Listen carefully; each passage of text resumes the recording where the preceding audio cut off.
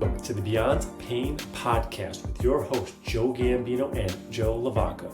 Join the two Joes, two physical therapists, as they discuss how to navigate the uncertainties of pain so you can move beyond it and get back to the activities you love most.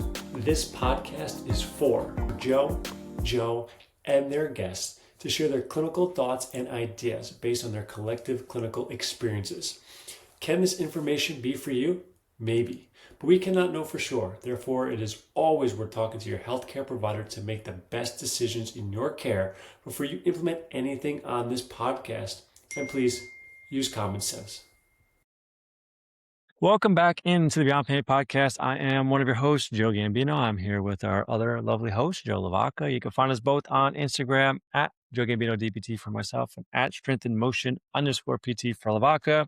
Podcast on Instagram as well, Beyond Pain Podcast. And if you do want to watch along as we chat on YouTube, Cups of Joe_PT. That's where we're living. Joe, welcome back. That's where we are living.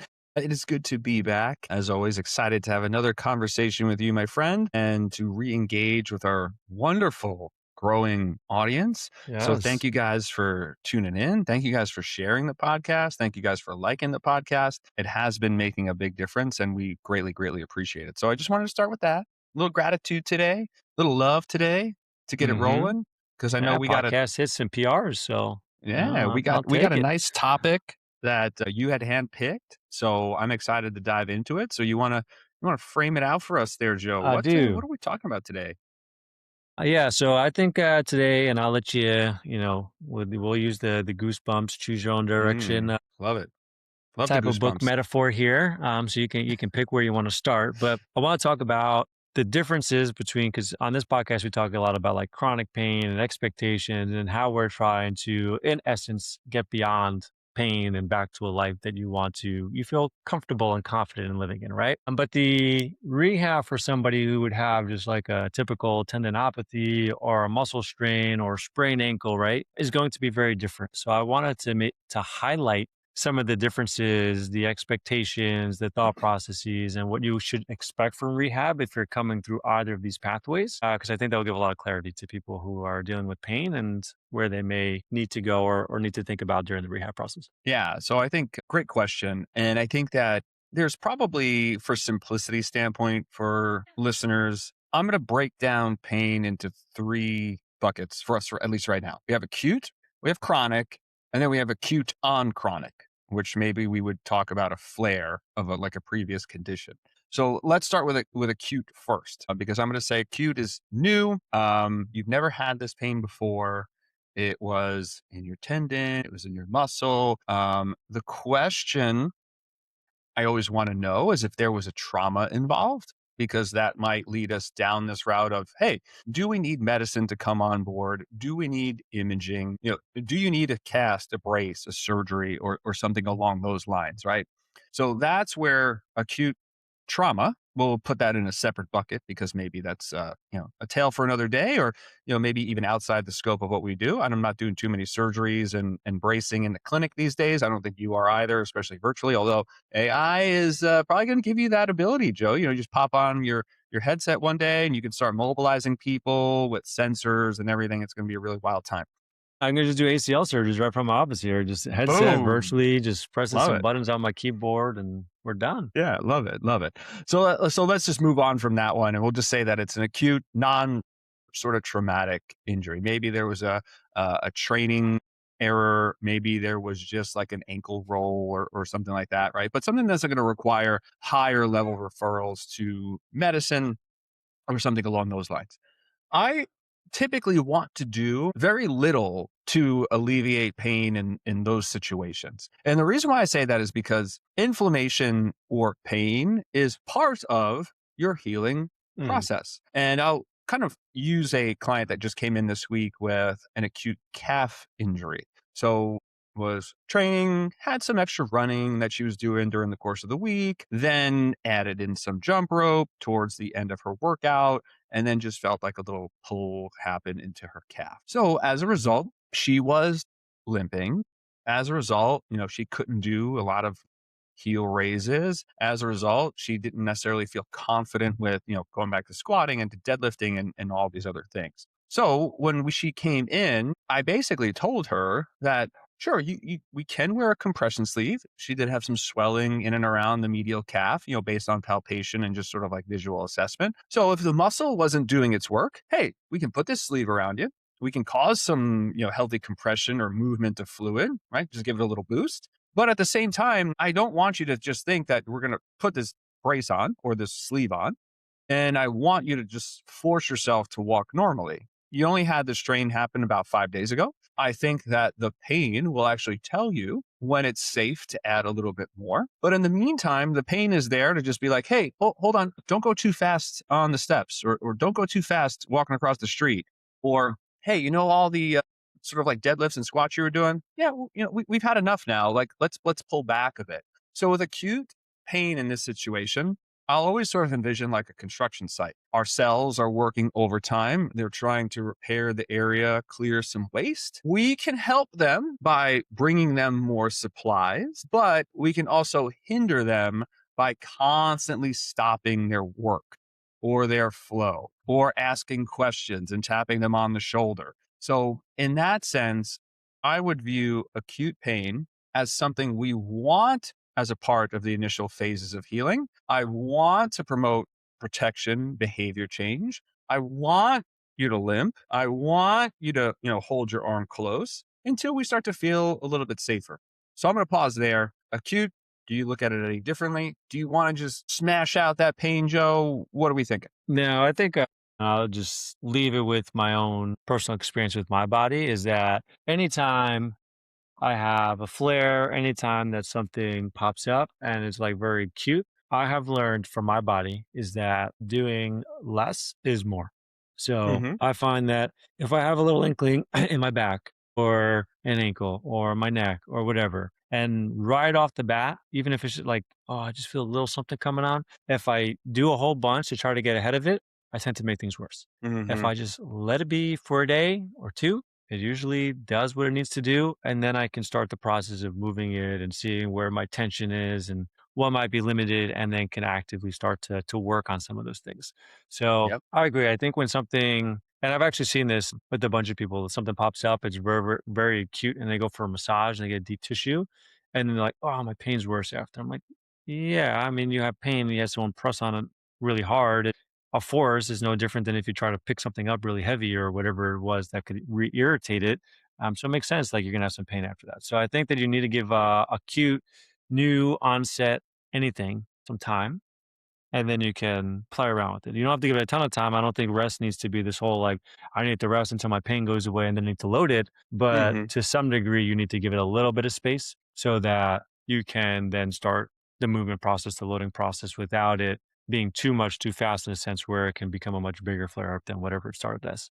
Yeah, I usually go by the general rule of thumb of, just wait 3 to 7 days. If you're starting to feel something, Hmm.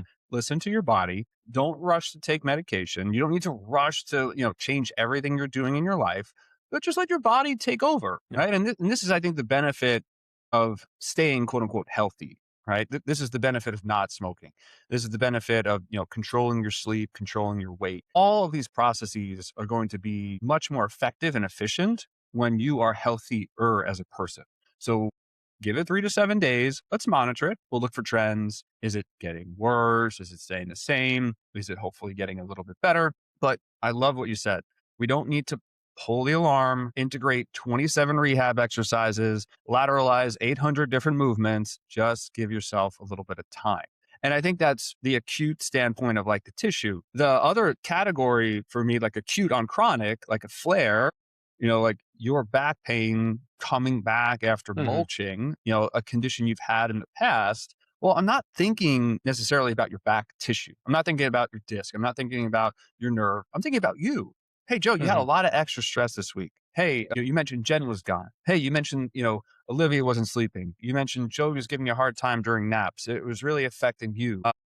Sword was super busy. You had, 80 new clients online because you just launched your new rehab program this week, right? What else was happening in your life that could have tipped the scales for us? And how can we bring those things back under control, Hmm. one thing at a time? Sure, maybe it's going partial range of motion and some of your motions at the gym. Sure, maybe it's taking a day off, maybe it's programming a bike ride. But I think a bigger part of all that stuff is, hey man, maybe, just really focus on getting some good sleep tonight or for the next couple days. Jen's back, ask her for help, reach out to the people who support you. And let's just get, you back into sort of like a homeostasis again. Mhm. And then we can revisit and say, all right, now knowing your life kind of went a little bit wacky, the next time that comes up, because I'm sure Jen's going to travel again. I'm sure, Olivia or Joey's going to have like a little tough night of sleep. I'm sure, all these other things could happen in your life. But if we now look at them ahead and say, hey, you know what? I know last time this happened, I kind of, was suffering for a little bit. Maybe I scale off the gym and just do my mulching today Mhm. or just do my gardening today. That counts as movement or my Mhm. exercise. So I think that's where I would kind of shift gears into acute on chronic. And what are your thoughts about that? Yeah, I would agree. I think in more chronic, this has popped up a bunch. I think, especially if it's non-traumatic, any non-traumatic injury, it's looking at lifestyle, it's looking at the factors that could contribute to discomfort. But overall, I think anything that's a newer flare, I think overall, I'm probably not really changing, how the first initial period of time goes. Right? It's going to be, can you get more sleep? Can you do the things to recover? Can you just chill out and let's see what the nature of this pain does for you? Does it go away in a day?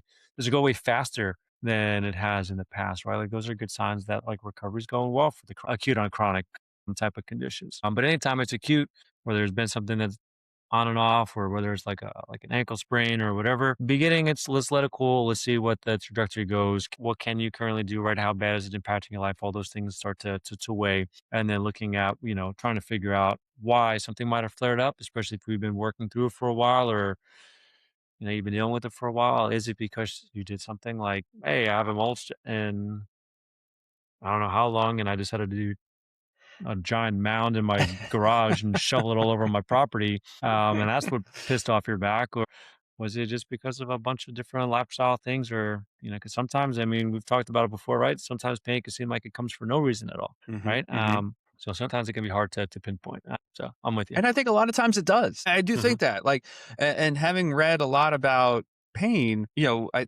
I believe it was a little bit more based on preclinical stuff or animal based trials. But when you look at nerve firing patterns, they're kind of spontaneous. They just happen sometimes. Hmm. So, for as much as we want to have an answer for why I flared or why my pain happened, sometimes the answer is just bad luck. Right. And when you acknowledge that and you can reaffirm to someone, hey, you're not doing anything wrong, right? You couldn't have done anything better. I think that's also like a big relief because so many people come in and they're healthy and they work out and they sleep and they eat a balanced diet and they have good relationships and they're like, this isn't fair. Why did this Hmm. happen to me? It's like, well, you're a human being that senses emotion and has experiences, and pain is part of those experiences, just like happiness and joy and grief and sadness and everything else. So, because you are human, you get to feel all of these things. Hmm. It does not mean that there's anything wrong with you. And I think that's kind of the shift then, we can close out with this idea of like, okay, well, then what about chronic pain when people come in just a chronic state? And I think Hmm. we touched on this a little bit in our previous episodes, but I want to just start shifting the focus on like, all right, you can't squat, but can you lunge? Can you step up? You can't run, but can you walk? Can you swim? Can you bike? Can we find things that you are strong at and emphasize those to a quote unquote better health and well-being and taking time, right? I'm not talking about biking for a week and then trying to go run again.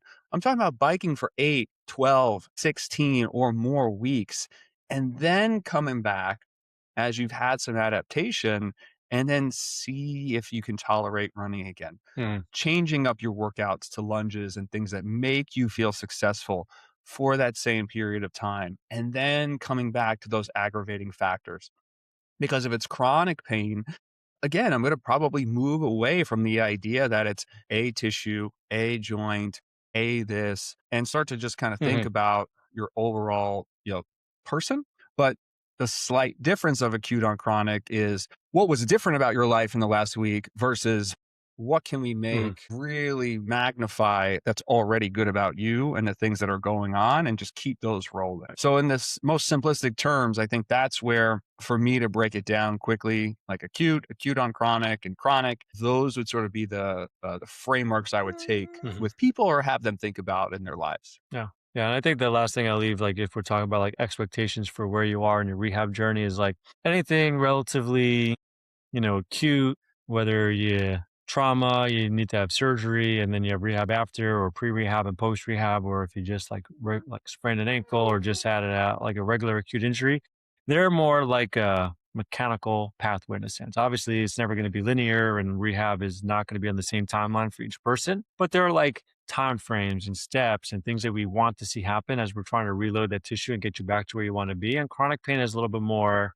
all over the place. You can have lots of different things happen and focus on a lot of other qualities. And sometimes it's just like, hey, maybe we need to just focus on sleep right now. And it's like along with exercise and movement and the things that we feel like you need to do to build up a bigger bucket, so to speak. Hmm. Do we need to just get you back into more strength training and build some confidence and do that in a way that we know is going to be not safe, but like something that you can have some success with now, right? And then say all these other things, we're not taking them off the table, but we're going to treat them all like rehab and we're going to slowly reintegrate them at certain points in time as certain things happen from a movement perspective, right? So we're going to look at things a little bit differently, and there's a lot more pathways, and it's just not a very specific structure to it, right? I think it can be very dependent on that person, their lifestyle, the stressors, what they can do at that point in time. So it's a little more in flux. And I think that's also what makes it harder for people. Yeah. Besides the fact that they've Yeah. just been in pain for a long time. Yeah, totally. And, something you've hit on just now and before, like those expectations are important for people and they're important for your clinician and you to be talking about because if you guys are on different wavelengths, it's not going to be successful. No matter what, you could have the best program in the world or the worst program in the world. If you guys are not on the same path forward and at least understanding this might take 2 months or 3 months or 6 months, and then what realistically, especially in those acute scenarios, how quickly does muscle heal? How quickly does tendon heal? How quickly does cartilage heal or joints take to calm down? For all of the wonderful things that we do as PTs, and we all like pride ourselves on education and assessment and treatment. Still to this day, over the last how long have I been with Strength and Motion now? Avery was 3, or no, she was 4 when I got started Strength and Motion. So for the last 8+ years, the biggest common denominator of new clients who've seen other people is they just have no idea what to expect, or they have no idea how different tissues heal. And the minute you give them that gift, and they're like, "Oh, so this is totally normal, what I'm feeling." Yeah. Do you feel more confident now about going to the gym and doing some things and working into pain and giving yourself some space and compassion? Yeah, I'll try. Right. And that's it. Like, that's all I need you to do. Like, I need you to just be willing. I need you to be accepting of the message, and then we can tweak it as we go. Yeah. I would just say the last thing, as far as how a lot of, we had last episode, we talked about how, are we talking about strengths too much? Are we talking about weaknesses too much? And like, where should that middle ground be? And I feel like a lot of providers in just the medical field in general, they will talk about, they use no specific language. They'll tell you all these things that are wrong with you. And then your prognosis or your outlook, it's an easy process. Oh, you Hmm. have this meniscus surgery. You'll be up in no time. It's going to be a relatively easy surgery. And then that person goes to rehab and it's not an easy process and it's Yeah. longer than they expected. And that stuff is like, again, right? Like makes their rehab journey harder because the correct expectations weren't set in the beginning. And now when they're going through the process, like, well, they think something's wrong with them in a sense. Why am I the Sure. person that's having a hard time and it's not such an easy process like this doctor said? Or like my friend told me, right? And now all of a sudden, when you're comparing yourself to this potentially like perfect scenario and you deviate from it, and this could be with any chronic pain, with acute pain, with surgery, right? Like all of a sudden it makes things harder for you. So I think understanding that, you need to have your own journey and go through it That's probably the first step. You can't compare yourself to other people. And I think that we all really need to do a better job of, hey, like you're going through the surgery. Sure, like it might be an easy process for you, but it also might be a hard process for you. And I think we've talked about this on the podcast before. You may have even had a surgery really well on one side. You cannot even expect that surgery to go the same on the other side. Right. Correct. And I've seen it multiple times happen. Meniscus surgery, bunion surgery, rehab was great, went really well on the other side. And it was a much harder, much more frustrating journey. So I think that is a big part of it. And I think us as medical providers have a lot to do with that. And I think we can ease up a lot of problems in the future just by like saying, like, even if we say it's going to be harder than it is, right? If it happens easier, this person's going to be so happy. They're going to trust us more. They're going to be like, wow, look at this. This surgeon did such a great job. You told me it was going to take me 17 months to get better, and I got better in 12, right? Like, how good There is you that go. surgeon, that PT going to look in that scenario Yeah. versus So the there you go. opposite? You're going to be healed in 1 month, and then it takes them 6 months to get better. Now it's like, Yep. oh my goodness, what a uphill battle that's going to feel Yeah. So clinicians, hedge your bets, and clients, like. yes, we occasionally lie to you. Oh yeah. All right. Cool. Well, I think that was great. It's a good leave off point. Joe, we love you. Listeners, we love you. Thank you for making it this far. And again, if you are enjoying the podcast, please like it, share it, tag people who you think it can help. It has been helping, and we appreciate you. And we will see you next